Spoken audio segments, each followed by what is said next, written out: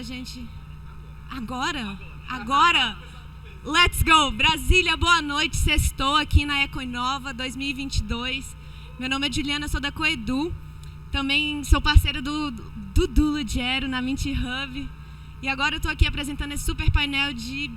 Bom, Flip, Flop, como é que é a produção? O nome do nosso painel? NFT Games, é Flip, é Flop, é tudo. É hype. É tech, é pop. A gente está aqui no Gameplace, que é um palco só de games aqui do Ecoinova.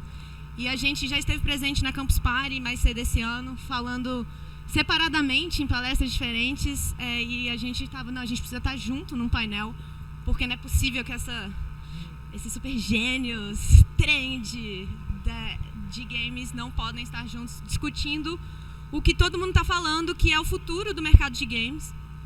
E hoje a gente veio aqui para falar juntos com vocês um pouquinho mais sobre esse tema. Vamos fazer assim? Vamos lá, você que manda. Então manda lá. Gente, Nenesk, quem é você? Tá, legal. Pessoal, eu me chamo Gustavo, também sou conhecido como Nenesk. Eu sou, curiosamente, bombeiro aqui do Distrito Federal, mas eu sou gamer também, sou entusiasta agora de blockchain, de NFTs, de Web3. Acho que meu background principal para estar aqui seria o de gamer mesmo. Eu sou gamer aficionado desde sempre, desde os 3 anos de idade, no colo do meu pai. Muita influência do meu pai, de um primo meu específico que também é super nerdão dos jogos, me colocou desde cedo para jogar diversos jogos no computador. E eventualmente cruzei meu caminho de gamer com de blockchain, e aí descobrimos essa maravilha, né? Essa possibilidade de... Enfim, ano passado a gente se maravilhou muito com essa possibilidade de jogar jogos ganhando dinheiro. E aí acho que isso trouxe a gente para estar aqui hoje. É muito bom que a curiosidade é a profissão tradicional e não ser gamer, né? Boa, né? Boa, ótimo. E aqui do meu outro lado tem o Diego. Quem é você, Diego? Não dá pra falar que eu também sou bombeiro do DF, né? Já não começo tão bem assim. Mas gamer com certeza, desde compartilho do Nenesk desse histórico gamer aí da vida inteira. E ano passado descobrimos essa questão dos games NFT, do Axie Infinity, e de como que isso seria um aumento, uma forma de rentabilizar, de fazer grana mesmo com jogos, que foi uma paixão desde sempre.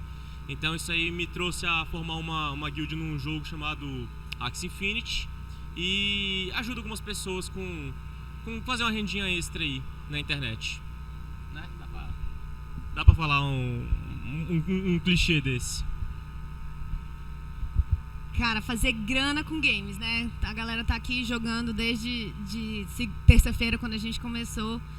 E sempre eu acho que pra todo gamer, quando a gente fala, tô fazendo grana com games, bate de fundo no peito. Já se faz grana com games há muito tempo, na verdade, né? Mas acho que agora a gente tá entrando numa nova etapa completamente, né, disruptiva do que a gente tinha no passado. Porque antes só as gigantes faziam grana com game, né? Quando a gente via Sega... Cara, o dono da Sega tá fazendo grana com games. Mas a gente conseguir fazer isso, né? Ser perto da nossa realidade, eu acho que é diferencial.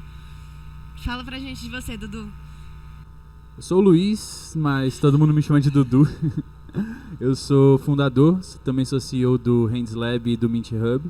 E eu trabalho um pouquinho diferente do que eles trabalham. Eu trabalho do outro lado, na verdade.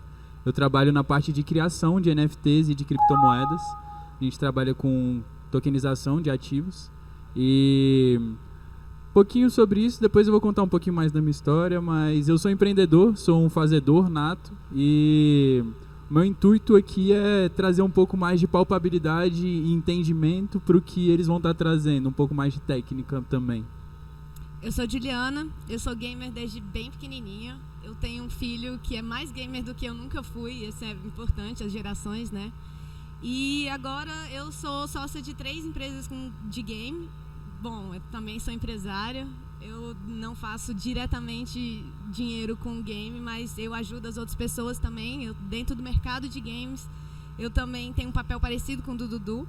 Eu não atuo diretamente com NFTs, eu ajudo pessoas que constroem empresas de game.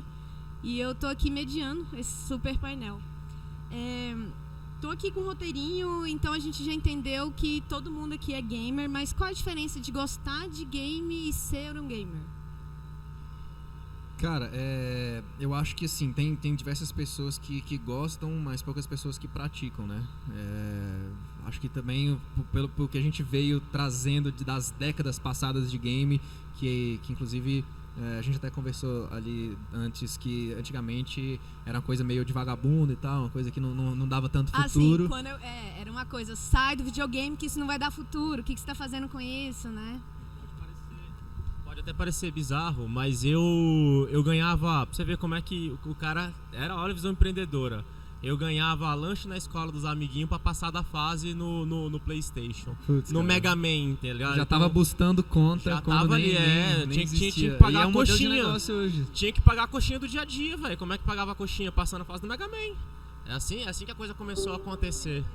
Empreendedorismo. Isso hoje é um modelo de negócios, né? Os desenvolvedores não gostam muito disso, mas isso existe hoje potencializadíssimo. Existem plataformas para essas paradas. Eu não tenho como não me considerar gamer atualmente, né? Apesar de a vida inteira sempre joguei e nunca deixei de jogar. A gente tava falando sobre essa questão de por que diferencia alguém que gosta de jogos de alguém que é gamer. Eu acho que o tanto que aquela pessoa ela adentra no universo do gamer, ela compreende do jogo que ela tá jogando, ela sabe um movimento especial, ela sabe fazer uma determinada coisa que alguém que não joga tanto, que não joga no dia a dia ou que não joga com a mesma habitualidade, às vezes não tem, né, essa consideração. E hoje eu me considero gamer. Nossa, não tem como. O NFT Games agora, eu tô inserido nesse mundo até o pescoço. Tá, e o que é um NFT game dentro de todo o universo de games? Eu diria que é o pequeno nicho que a gente está vendo acontecer agora. É a verdadeira revolução. A gente está vivendo a verdadeira revolução. Essa questão dos NFT Games, eles vêm desde uma ideia, acho que talvez até o Dudu possa ajudar um pouco mais, sobre a questão de haver um token não fungível, um token fungível.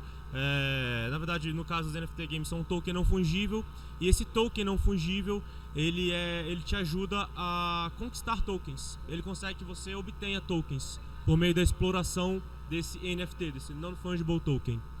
Perfeito. Até trazendo um pouquinho mais sobre isso, a gente está passando por uma revolução tão grande quanto a revolução do .com, que é a revolução da tokenização da economia. E os games de NFT, eles são basicamente expressões disso, eles são os primeiros testes do metaverso, né, que a gente está vendo acontecer hoje, que eles são expressões de que sim, a gente pode ter uma economia online, uma economia confiável, representada por tokens, que são representações por meio de contratos digitais de ativos. O que é um ativo? Um ativo ele pode ser basicamente qualquer coisa, pode ser um imóvel ou uma foto na internet de um X, de um macaco, por exemplo, exatamente. Então, o NFT, os NFTs Games, eles são basicamente uma prova de conceito de que a economia pode sim ser tokenizada por meio de blockchain da Web3. Como é que você iria explicar isso, Nenesk? Cara, eu acho que NFT Games, eles são a consequência de um casamento muito interessante, que é a tecnologia dos NFTs, e aí trazendo essa indústria do entretenimento inteira para dentro da blockchain. Então, o que agora a gente vem chamando de Web3, que é para mim um pedaço do que a gente chama de revolução digital, que é o que vem com a internet especialmente. Agora a tecnologia dos NFTs nos permite ter a posse real de coisas do mundo digital. Então, tipo, você pela primeira vez agora é capaz de possuir coisas dentro da internet ou do mundo virtual, que é um mundo que a gente passa cada vez mais e mais tempo, né, das nossas vidas, conectados e tudo mais. Então é basicamente o casamento dessa tecnologia que te permite ter posse das coisas do mundo virtual com os games. Então, super casa, né? Porque agora, de fato, possuir o meu personagem, possuir o meu item, e quando eu digo possuir é dentro da minha carteira e não dentro da conta da publisher, do desenvolvedor do jogo, que se ele quiser banir meu personagem, se ele quiser fazer o que ele quiser com o meu personagem, ele pode fazer. Ele não me permite vender esse personagem. Não, agora ele de fato é meu, tá na minha carteira, eu posso fazer o que eu quiser, eu posso colecionar, posso guardar, vender, enfim, explorar da forma que eu quiser. É muito interessante como a evolução da tecnologia, quando a gente trata de games e quando a gente trata do mundo dos PCs, elas começaram distintas e hoje elas vão casando. porque quando a gente lembra da história dos videogames, a gente teve uma evolução 8 bits, depois 16 bits. E aí paralelamente a gente teve a evolução dos computadores. E aí o computador ele já estava dentro de casa quando alguém, o Doom, decidiu virar a câmera para a primeira pessoa. E aí isso foi uma super revolução quando isso virou uma coisa de 3D. E aí, cara, a indústria virou uma coisa gigantesca, que foi quando isso virou uma coisa violenta até, meu Deus, macabra, né? E então, a partir desse momento, tudo que era revolução tecnológica virou revolução, aí isso virou uma indústria só. Tudo que era lançamento tecnológico virou indústria tanto de computador, quanto de videogame. E aí lançava em uma, lançava em outra, e aí de repente a indústria do game começou a ficar maior do que todos, porque isso aí hoje em dia a gente sabe que a indústria de videogame ela é maior do que de todos, do entretenimento e de tecnologia.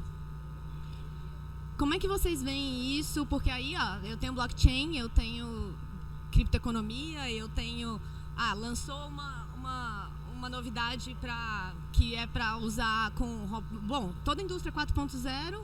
A indústria dos games pega a barca e joga no entretenimento interativo, que é isso que é a indústria do videogame. Como é que vocês veem isso na perspectiva de vocês? A indústria vai continuar se adaptando. A indústria vai continuar se adaptando a tecnologias, a indústria vai continuar se adaptando às pessoas, a indústria vai continuar se adaptando ao mercado. E quando ela parar de fazer isso, ela vai morrer. E vai surgir uma nova tecnologia que vai vir por cima dela. A gente está vivendo um momento de transição, agora. Nesse exato momento é um momento de transição. Qual é a transição que está acontecendo? A gente está vivendo a transição da descentralização da nuvem, onde as publishers, onde o Facebook, onde o Instagram não vão mais ter domínio sobre a nossa informação. Eles não vão ter mais domínio sobre o que a gente gera dentro daquela rede. Então, quem não conseguir acompanhar essa revolução, como os publishers estão acompanhando, incluindo native payments, que são a tokenização da economia dentro dos games, vai simplesmente se perder no meio desse mercado, porque é uma evolução natural, é uma evolução tecnológica e é uma evolução voltada, human-centered, voltada ao ser humano, voltada à pessoalidade, à propriedade de cada ser humano ali dentro da internet. Eu vejo bastante como um capítulo novo também. A indústria dos games, tu já falou isso, né? Maravilhosa, é uma forma de entretenimento, a minha predileta, pelo menos desde sempre. E a inserção dos NFTs nisso eu vejo bem como uma fase bem específica assim, da evolução, né? A gente costuma falar do pay to play, de você comprar o jogo para jogar, né? Depois o free to play, que a publisher te dá o jogo de graça, mas vai te cobrar em microtransações, se você quiser uma skin, se você quiser alguma coisa a mais, um upgrade. E a gente tem falado do play to earn e play and earn agora nessa nova etapa. Você falou de números, eu já pensei direto aqui. O que foi um dos gatilhos para eu entrar nesse universo foi justamente, cara, o que pode mais bizarro de acontecer na economia do mundo? Será uma guerra mundial, uma pandemia. E aí a pandemia aconteceu, sabe? E aí eu falei, bicho, e eu falei, cara, será que isso acontece? Será que vai pra frente a indústria dos games, uma coisa tão supérflua, talvez, a uma primeira vista, mas que é o válvula de escape e o resgate de uma reciclagem mental que a gente tem no dia a dia. E quando a gente falou de números, eu vi que a indústria dos games fatura mais do que a indústria do cinema e da música juntos. Então, da onde proceder aí? Então, daí você vê que realmente a indústria dos games ela tá despontando cada vez mais, está crescente. E eu acho que no universo da Web3 vai se tornar um modelo consolidado, né? A gente tem modelos que não funcionam, que não vão funcionar. Muitas empresas, muitos jogos vão surgir e muitos vão falir. Muitos mesmo. Vai sobrar, eu acredito que 1 ou 2% do que a gente vê hoje acontecendo. A gente tem um movimento imenso de criação, mas uma criação que ainda não está nos moldes do que a gente precisa para o público, né? Deve ter visto, né? Nessa deve ter visto vários games também aí surgindo e morrendo e nos gerando, enfim. Famoso Bomb Crypto. Nossa, tem tantos, tem Crypto City. Bomb Crypto tá morto, por aparelhos. Tá morto, por aparelhos. Tá segurando não sei como. O que é uma criptomoeda? Uma criptomoeda basicamente um contrato digital dentro da blockchain, que é um contrato fungível. A gente tem 2 tipos de tokens, basicamente. Um token é fungível e um token não fungível.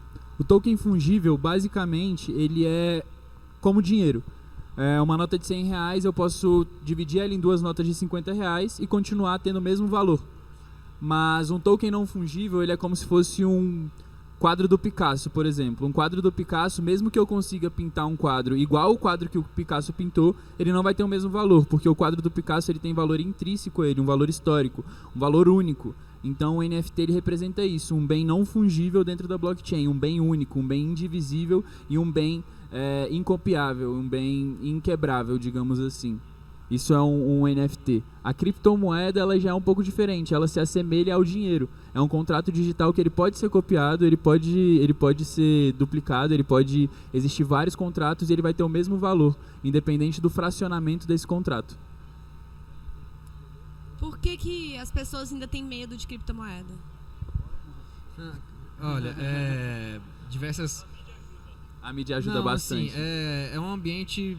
Eu acho que tem que ter medo mesmo, porque a gente ainda está muito de começo e as coisas são completamente mutáveis ali dentro. Então, meio que hoje em dia qualquer um consegue criar uma criptomoeda, é super fácil de criar uma criptomoeda.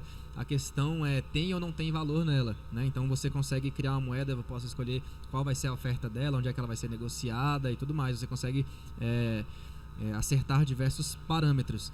E como é um dinheiro que corre daqui para lá, e um sistema financeiro, inclusive, até superior do que a gente tem hoje, porque, cara, com criptomoedas eu consigo mandar dinheiro para minha tia lá em Portugal 3 horas da manhã, e se eu for usar métodos tradicionais, eu vou ter que pagar impostos e esperar o final de semana para 3 dias úteis, às 8 horas da manhã, o banco mandar o meu dinheiro. Então, assim, tem um valor na usabilidade, mas é uma parada que rola muito... ainda bem desregulamentada e de pessoa para pessoa, né? Peer-to-peer, que a gente fala. Então, é um ambiente muito propício e também aliado à grande ignorância que se tem quanto a isso, porque é uma tecnologia nova, as plataformas ainda não são totalmente amigáveis, você ainda precisa de muita fricção para ter os clientes, então as pessoas não estudam direito, não sabem o que estão fazendo, não sabem as questões de segurança. Acaba que se torna um ambiente extremamente propício para pessoas mal intencionadas também, e abusando de pessoas com pouca informação ou não sabe usar direito. Então, às vezes, enfim, existe a pessoa de má fé que atua nisso e aplica golpes e consegue rios de dinheiro, porque as pessoas ainda estão aprendendo sobre isso. E existe também os erros humanos de usabilidade que te fazem perder dinheiro. Então, por isso que eu digo que tem que ter cuidado mesmo, você tem que entender o que você está fazendo. Não são coisas extremamente complexas, mas você precisa ter uma mínima curva de aprendizagem para mexer com isso hoje, porque ela não é tão prático para nós como, por exemplo, fazer um Pix ou passar um cartão. Perfeito, né, Nes? Que até te completando, eu acho que tem uma questão aqui que a gente tem que pensar muito quando a gente fala de abertura de mercado na token economia, que é a confiança. Hoje, a gente não tem confiança, lastro dentro da blockchain. Claro, a gente tem vários projetos que têm lastro dentro da blockchain, só que as pessoas acreditam que o dinheiro que a gente tem, que a moeda fiat que a gente tem, é uma moeda lastreada. Só que, na verdade, a realidade que a gente sabe hoje, o dólar ouro, o padrão dólar ouro, ele já morreu há muito tempo. Então, hoje, o sistema de criptomoedas, ele é mais confiável do que o nosso sistema padrão de fluxo de capital. Mas isso não consegue ser transposto muito bem para o público em geral. Por quê? Onde é que está o interesse aí? Porque quando a gente fala de Web3, a gente está falando de descentralização. Quando a gente está falando de descentralização, a gente está falando de tirar o poder da mão de algumas pessoas. A gente está falando de retirar o intermediário. A gente está falando de acabar com todos os serviços de bancos de dados centralizados que existem no mundo. Fazendo isso, o que a gente faz? A gente tira o intermediário. A gente faz realmente, que nem você muito bem colocou, uma transação peer-to-peer, de pessoa para pessoa. E o intermediário no meio dessa história? Cadê o banco? Cadê o banco? Eu acho Cadê o Meta? Cadê o Instagram? Cadê todas essas grandes corporações na Web3? Que a gente está falando de uma internet descentralizada, uma internet onipresente, uma internet transparente, com open source coding. Uma internet que a gente realmente tem poder sobre o que a gente está falando. Onde é que está isso com a figura do banco no meio? Então, também tem essa questão.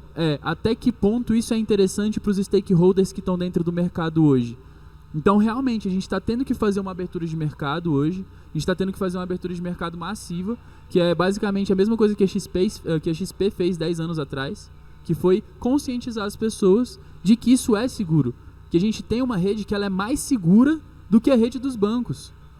Que a criptografia dela é uma criptografia que é basicamente impossível de você quebrar. E o sistema dela, você precisa de uma quantidade absurda de capital, que é 51% da rede, para você conseguir quebrar um sistema em blockchain. Então hoje blockchain é a tecnologia que traz segurança para as nossas transações. Só que disso ser verdade, até isso ser verdade para a população e ser verdade para as pessoas, a gente tem um grande caminho nesse meio. Então a gente está falando de educação, a gente está falando de realmente as pessoas entenderem o que é isso, entenderem como é que isso funciona, entender o que é a criptografia, entender como é que essa criptografia funciona, como é que os nós da blockchain funcionam e como é que essa distribuição descentralizada funciona, para aí sim a gente ter um mass adoption, para aí sim a gente conseguir. Então eu acho que o ponto-chave disso é a confiança. Qual que é a mecânica do game para poder fazer a distribuição de criptomoeda e como é que isso vira o play to earn? Se eu te responder essa pergunta aqui, eu tô milionário, porque estão tentando achar ainda, estão tentando descobrir qual é a fórmula mágica para que haja um pagamento, porque normalmente para você comprar um ativo, você vai comprar um NFT, você tem um gasto, e quanto ou como ou quais razões vão levar esse gasto, aquele NFT, a te trazer um retorno financeiro ou além do financeiro, né? Eu acho que é aí que está o grande pulo do gato. Atualmente eu acredito muito em maneiras de queima de token de grande usabilidade. Não sei se o token ele tem que ser muito utilitário. O seu token ele tem que ter um valor fora talvez só do game, sabe? Ele tem que ter um valor extrínseco a ele. E a economia dentro do jogo, por meio de atividades, que é como remuneram a maioria dos jogos, é um jogo. Você joga uma fase, ganha um token, e essa proporção entre o valor de entrada, o tanto que você recebe do token, e digamos, um mecanismo de queima do token dentro do próprio jogo, que tem que ter diversos. Por exemplo, eu lutei com a espadinha lá, eu sou um guerreiro, lutei com a minha espada. Bom, agora que eu terminei a luta, dos 10 tokens que eu ganhei, 2 eu vou ter que reparar a minha espada, que consertar a minha espada. Então esses mecanismos, eles vão consolidando a economia dentro do game. É um pouco complicado a gente chegar nesse ponto, até porque a gente não tem ainda um game que fala, esse aqui é o case de sucesso. Eu diria que o maior que a gente tem até hoje ainda é o Axie. O Axie ainda é o Bitcoin dos games NFTs, mas ele não está na melhor das fases, justamente porque, eu estava até explicando mais cedo, por uma alta inflação do token dele. Começou a haver uma produção muito... E eu acho que é um ponto legal de conversar, que até te completando para depois você continuar. É a questão da oferta e da demanda. O token ele é baseado na lei da oferta e da demanda, como qualquer moeda digital, como qualquer moeda física, como tudo que a gente vê é oferta e demanda. Então, literalmente, esses sistemas de queima de token, eles servem para controlar a oferta. Então, quando você consegue controlar a oferta e gerar demanda, o seu token começa a valorizar. E quando você não consegue controlar essa oferta e não consegue gerar demanda suficiente para suprir essa oferta, o seu token desvaloriza. É basicamente assim que funciona a token economia. E aí onde que tá o equilíbrio disso? Onde que você consegue deixar isso uma coisa atrativa para que venham pessoas interessadas no jogo, interessadas em gastar, mas também interessadas em retornar? Qual é essa equação para essa proporção? No caso do Axie, faltou oferta ou demanda? Exagero de... Não, o Axie, eu vou dar um exemplo prático. Até o ano passado, quando a gente entrou, digamos, você conseguia farmar 500 tokens no dia com facilidade. Na NESC tá aí, 500 tokens no dia com facilidade. O problema foi, isso foi se tornando algo muito, muito rentável. 500 tokens por dia, com uma grande entrada de novos players, foram fazendo com que fosse retirada a quantidade de tokens, de ativos. Porque para você ter um personagem, um Axie, você vai ter que queimar o token. Então eles têm uma determinada proporção ali. o que aconteceu no caso do Axie? Foi tendo um aumento absurdo da quantidade que estava produzindo, da quantidade que estava fornecendo de token, e a quantidade que estava sendo queimada estava sendo muito pequena para absorver toda essa produção. Então, medidas econômicas foram necessárias. Por exemplo, hoje você não farma mais de 200, 300 tokens num dia de jeito nenhum. De jeito nenhum. Talvez os top players com muita energia consigam fazer alguma coisa parecida. Mas um player médio, ele vai fazer em torno de 100 tokens, 150 tokens. Né? Então, isso que aconteceu com o Axie, e agora eles estão consertando. Estão trazendo mecanismos de queima, estão trazendo novidades para o game que atraiam pessoas novamente. E eu entendo isso também como um ciclo de aprendizado. A gente, que nem eu te falei, se eu soubesse aqui, eu mandava um e-mail para Mavis Hub. Para Sky Mavis. Sky Mavis é quem faz o Axie Infinity, gente. O produto do jogo. Não, acho que a pergunta está respondida já. É o que tu falou, de oferta e demanda, né? E aí, você perguntou de qual lado que pegou no Axie, acho que dos dois, né? Nenesk Dos é uma dois. estrela no Axie. Ele é quantos seguidores você tem no seu canal? Eu tenho um canal, eu não falei isso no final das contas, né? De quem é o Exatamente, Nenesk, eu quem é o tenho Nenesk? um canal no YouTube. Hoje eu sou, sei lá, criador de conteúdo para blockchain games. E tenho uma proximidade muito grande com Axie Infinity especificamente. Vale a pena seguir, viu, gente? Vale a pena seguir. Qual que é o seu canal? Faz seu propaganda. Nenesk Gaming, meu canal. E aí eu tenho lá, acho que 31 mil inscritos no canal hoje no YouTube. É a minha maior rede, sem dúvidas. E tem 9 meses de estrada. Então deu um crescimento legal, assim. Como é que foi a sua experiência, a sua aprendizagem em relação a isso que a gente estava conversando? Oferta e demanda, o que você viu dentro dessa trajetória? Para poder explicar pro pessoal como é que foi esse case do Axie Infinity. Tá, o que aconteceu foi isso. A gente tinha esse modelo econômico do jogo que pagava uma quantidade X de tokens e você usa esse token, né, o mecanismo de queima que o Diego estava falando, no Axie Infinity especificamente justamente o breed, né, a reprodução dos seus NFTs, dos seus Axies. Então eu tenho os meus Axies, eu jogo o jogo, eu sou recompensado num token que é chamado SLP. E aí, com esse token, Esse token é uma criptomoeda. Só para traduzir aqui para os nossos telespectadores. Você vai acabar esbarrando no conceito de criptomoeda, o token especificamente, mas, enfim, dá para entender dessa forma. E aí você usa o token para criar novos Axies, basicamente, e chega um momento que já tem tanto Axie no mercado e uma superpopulação de Axies que ninguém mais quer reproduzir os Axies, então ninguém mais tem interesse em queimar o token, a demanda cai, a galera que está jogando continua jogando, então a oferta aumenta. Aí foi esse desbalanço que aconteceu especificamente no Axie Infinity. Legal. Bom, é isso. Eu queria saber se vocês têm alguma expectativa para o futuro dos NFT Games. Tem algum lançamento para vir por aí? Legal. Expectativa tenho todas. Como a gente falou, eu acho que é uma parada revolucionária. Eu acho que a indústria de games ainda está nesse processo, né? Mas ainda vai abraçar bastante a tecnologia de NFTs, de tokenizar a economia dos jogos, de trazer as coisas para blockchain. Enfim, diversas indústrias e segmentos têm que fazer isso. O de games não é diferente. Então tá passando por esse processo. Sobre jogos legais que tem pra vir. Primeiro, sobre o futuro, né? Eu acho que o futuro envolve muito mais trazer jogos mais divertidos, coisa que a gente praticamente não tem, jogos bem divertidos na blockchain. Trazer as grandes publishers pra trabalhar nisso. Eu acho que é isso. Falta mais play e menos earn, então, né? é o processo, tem que respeitar o processo, né? Então, a adoção de criptomoedas são todas as coisas que vão fomentar esse mercado que ainda tá muito de começo, praticamente começou no ano passado. Jogos pra vir, tem vários, cara. Vários jogos legais aí com potencial de serem jogos divertidos. A gente deve ver nos próximos anos alguns desses jogos chegando. Perfeito. Obrigada, pessoal. Boa noite. Valeu demais. Valeu.